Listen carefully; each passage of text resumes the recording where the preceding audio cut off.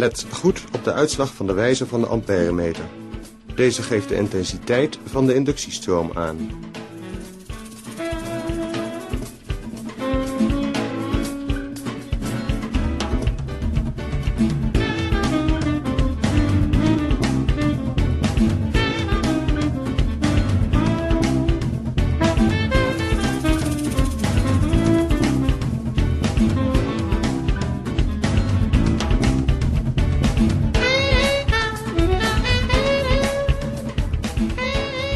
Hoe sneller de magneet beweegt, hoe groter de uitslag van de wijzer.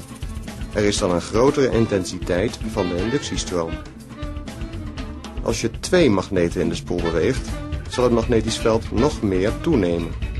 De inductiestroom neemt daarbij eveneens toe.